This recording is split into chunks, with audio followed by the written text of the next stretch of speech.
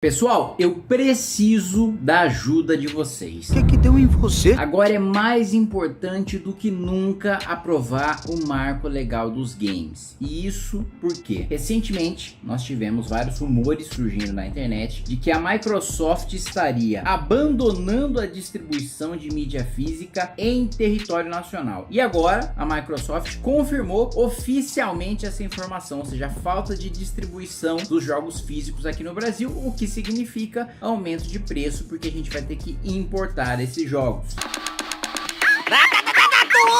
Xbox, mesma coisa, vai deixar de distribuir jogos em mídia física no Brasil. Em uma nota enviada ao portal Tecmundo, a Microsoft confirmou que deixará de distribuir mídia física no Brasil, apostando somente na venda de jogos digitais para os seus consoles. Xbox deixará de distribuir jogos em mídia física no Brasil. Para além disso, vamos falar sobre a tramitação no Senado do Marco Legal dos Games, que é a legislação sobre jogos eletrônicos mais importante da história do país. Eu posso falar isso sem nenhuma pretensão, porque de fato nunca houve uma legislação que tratasse a sério os jogos eletrônicos, games aqui no nosso país, e passou a ter com o marco legal dos games. Para além disso, escreveram um artigo excelente sobre a vantagem do marco legal dos games, que eu vou ler aqui para vocês. Claro, vou pedir para que você se inscreva no canal, clique no sininho para receber as notificações, entre no nosso Discord se você quer mandar uma sugestão de projeto de lei, entre no nosso Twitch para ver nossas lives, estamos falando de games, ver nossas lives lá de COD, de Dota, ver nossas lives de Hearthstone e de outros jogos que vocês vão me recomendando e eu vou jogando lá com vocês, né? Para além disso também tem o jogo Gado Combate, né? E o Gado Combate já tem aqui eu, já tem o Arthur, já tem aqui um sujeito que eu não posso falar o nome, mas que pela carta você já sabe quem é.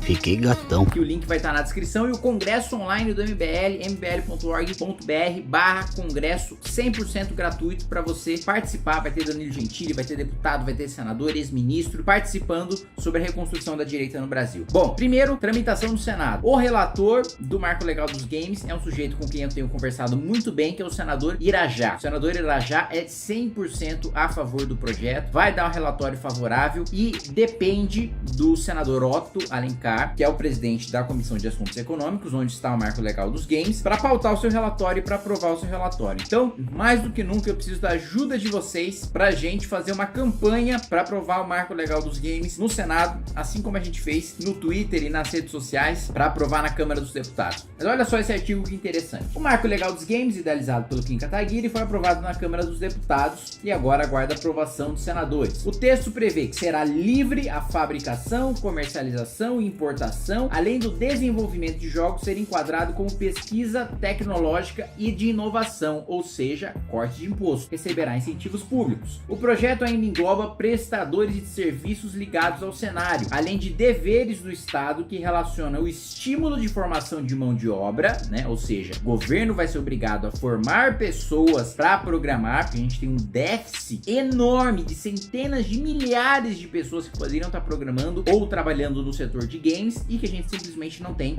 a mão de obra qualificada, né? Programação nas escolas, ofertas de cursos técnicos e incentivos na área. O Antônio Neto, CEO da Braz Games, companhia desenvolvedora de jogos, enxerga a aprovação do projeto como uma oportunidade de desenvolver o promissor mercado brasileiro de jogos. Se o projeto for aprovado no Senado e implementado em território nacional, haverá um superaquecimento em diversas desenvolvedoras que conseguirão tirar do seu papel projetos que, apesar de promissores, não conseguem arrecadar o patrocínio necessário para desenvolver. Além disso, o reconhecimento nacional dos jogos eletrônicos pode abrir caminho para a implementação em escolas, treinamentos de trabalhos perigosos e até fins terapêuticos, que é exatamente o texto do meu projeto de lei e do relatório que foi aprovado do deputado Darcy de Matos na Câmara dos Deputados. Segundo a pesquisa Game Brasil, realizada em 2022, cerca de 76% dos brasileiros praticam jogos eletrônicos, seja no celular, console ou computador. No Brasil, foi movimentado cerca de 19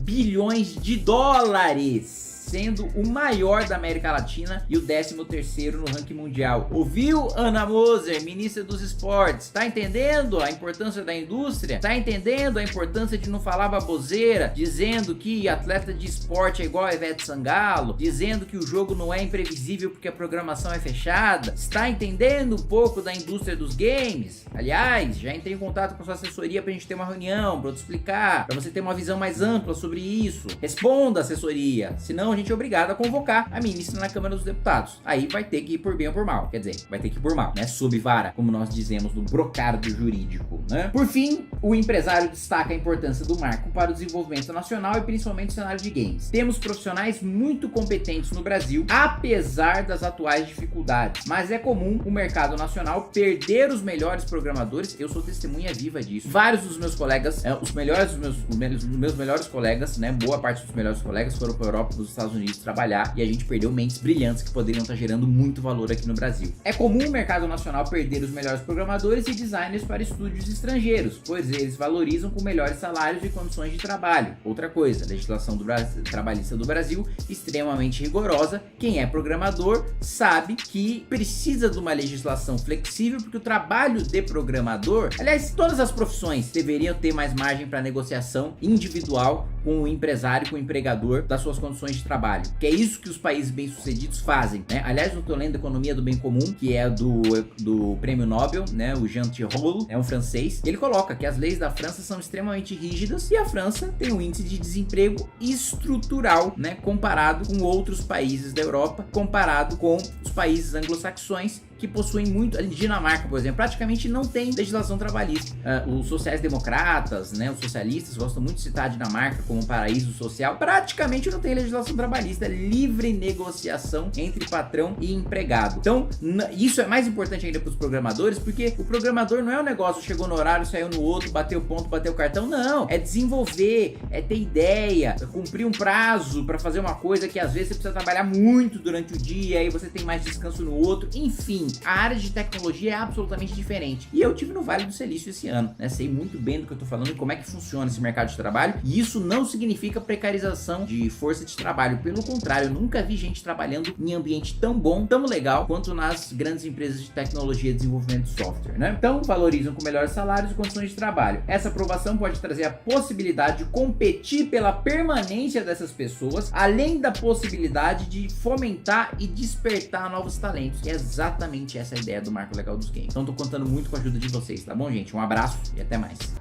O Capeta já ofereceu os seus serviços pra você em algum momento? O sentimento de culpa de estar gerando um desgaste, porque quem escolheu disputar a eleição, quem escolheu seguir a carreira política, fui eu, né? Não foi minha família. Você tem orgulho de ser brasileiro, Kim? Mesmo com esses defeitos? Você acha que você merecia mais reconhecimento pelo seu trabalho? Primeiro, uma sensação muito grande de injustiça, né? Das pessoas me colocarem o monarca como nazistas e não tinha absolutamente ninguém defendendo o nazismo. Kim, qual é, hoje, o seu maior medo? Eu acho que era muito jovem pra perder o pai. Pra perder o pai.